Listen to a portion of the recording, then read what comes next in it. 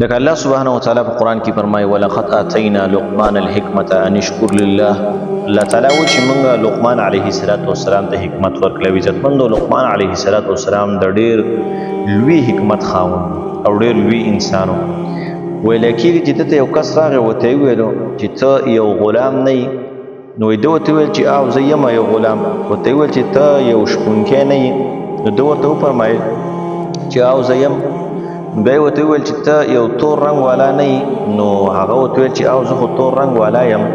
ته راته ووایه چې ته څه تپوس کول غواړې. لقمان حکیم ورته ویل تا خو دومره تپوسونه وکړو، اوس ما ته ووایه چې ته د کومې خبرې تپوس کوې. نو هغې ورته وویلو چې اگر چې ستا دا صفتونه دي چې دا د یو کمزوري انسان صفتونه چې یو انسان غلام وي، بیا شپونکی وي، بیا د تور رنګ والا وي، لکه داسې انسان خلک نه خوښوي. نو لقمان حکیم ته وویل چې بیا څه وجه ده چې ستا په مجلس کې دومره ډېر خلک ناست وي او دومره خلک تا ته په شوق باندې راځي او تا ته کیني او ستا خبرې اوري او ستا خبرې ته په غور سره ناست وي، دا څه وجه ده؟ لقمان حکیم ورته وویلو ویل ما ته غوږ ونیسه، زه چې درته کمې خبرې کول غواړم دا خبرې چې کم دی په خپل ځان کې راوله، ته هم چې کم دی زما په شانتې شي او زما په شان به چې کم دی تا ته ډېر شی خلک کیني. یوې ورته دا وویل خپلې سترګې چې کم دی د حرامو نه بندې کړه، یعنی هغه څیزونه د خپلې سترګې په حفاظت کې وساته کم څیزونه چې الله سبحانه وتعالی حرام کړي دي، لکه پردۍ زنانه ته کتل، پردي حرام څیزونو ته کتل، هر قسمه څیز چې په دین کې څومره حرام شوي دي د هغې نه د حرامو نه چې کم دی خپل سترګې دا په حفاظت کې وساته. لقمان حکیم ورته اول دا خبره. دویم ورته وویل چې خپله ژبه چې کم ده دا د بېهوده خبرو نه مني. په هر وخت کې بېهوده خبرې مه کوه، پالتو خبرې چې څه مقصد یې نه او په هر وخت کې لګیا دا مه کوه، خپله ژبه چې کم دی دا په حفاظت کې ساته. دریم نمبر ته چې حلال مال خوره، د حرام مال نه چې کم دی ځان ساته. کم رزق خوري چې ستا رزق باید هغه حلال وي، حرام نه وي، د حرامو مال به نه خوري. دریم ورته چې د خپلې شرمګاه حفاظت کوه، دا چې دا ستا بغیر حفاظت نه چې کم دی ستا شرمګاه نه، ستا شرمګاه چې کم دی هغه په حفاظت کې وي. لقمان حکیم ورته وویل څلورم نمبر په ژبه باندې رښتونې خبرې کوه، رښتیا وایه، همیشه د دروغو نه به ځان په حفاظت کې ساتي. بلې ورته ویل چې وعده پوره کوه، د یو انسان سره واده وکړه لکه د فلانی کار به داسې کوم، دا واده بیا پوره کوه، د وعدې خلاف ورزي به نه کوې. لقمان حکیم ورته وویلو. او بلې ورته وویلو د میلمه عزت کوه، چې کله درته میلمه راشي او در سره کینی د هغې به قدر کې، د میلمه به عزت کې، د هغې ته به چې کم دی په خندا فشانۍ سره میلاویږي چې ستا په تندي باندې خندا وي، په تندي به ورته د هغه پښتنو خبره 12 بجې نه دغه کې، بلکل به چې کم دی داسې ورسره میلاویږي چې ته د هغه سره هغه ستا نه چې کم دی خفه نه یي، هغه ستا نه خوشحاله یي. او بلې دا ورته دا وویل د خپل ګاونډي ښه خیال ساته، د ګاونډي خیال ساته، د هغه د عزت خیال ساته، د هغه د پټي خیال ساته، د هغه د هر قسمه مال چې کم دی د هغې حفاظت کوه. او ویل بې فایدې کارونه مه کوه، کم کارونه چې د فایدې نه وي نو هغه کارونه مه کوه، د بې فایدې کارونه چې کم دی ځان لرې ساته.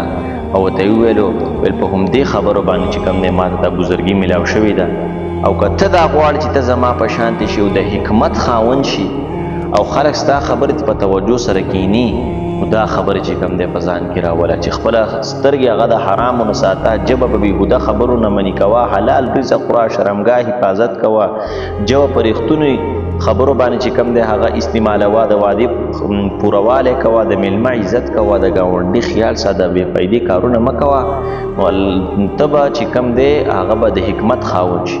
حضرت ابو درداء رضی الله تعالی عنه فرمایي چې حضرت لقمان حکیم داسې د لوی کورنۍ او د مالدار خلکو سړی نه و چې لکه د خاندان چې کوم دی هغه یا مالدار و یا دی د یو لوی کورنۍ انسان و، نه دغه وجه نه وه. څه وجه وه؟ حضرت ابو درداء رضی الله تعالی عنه فرمایي چې په هغه کې دننه ډېر ښه عادتونه چې کوم په معاشره کې خلک خوښوي او ښه عادتونه هغه عادتونه چې کوم دی هغه په لقمان حکیم کې وو، دا چې هغه خوش اخلاق او اخلاق چې کوم دی هغه ښایسته و. دویم نمبر خاموش انسان او د غور او فکر کوونکی و چې په هر څیز کې به چې کوم دی غور او فکر کوو، د جوور نظر والا، هرې خبرې ته هر کار ته به چې کوم دی په جوور نظر باندې چې کوم دی کتل.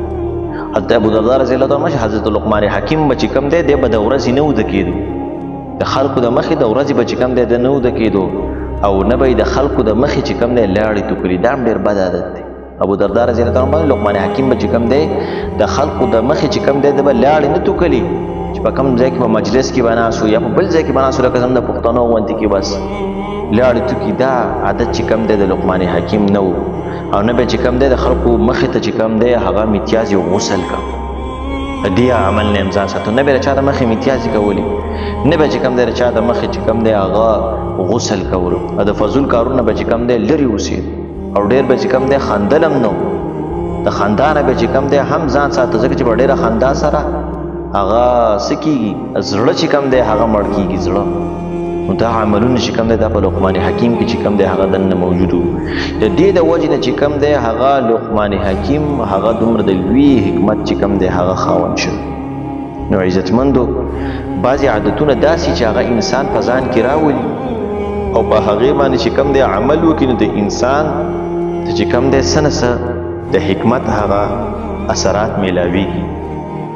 دا چې ته په معاشره کې ښه عادتونه کې خلک وایي که نه یاره دا بعضې انسان ډېر حکمتي انسان دی، ډېر جوور نظر والا انسان دی. دا صحیح چې ښه عادتونه په خپل ځان کې راولي، ښه رویې په ځان کې راولي، چې کوم معاشره کې چې کوم خلک خوښوي ښه عادتونه په ځان کې پیدا کوي. په معاشره کې په خلکو باندې سلام اچوئ، فضول مجلسونه مه کوئ.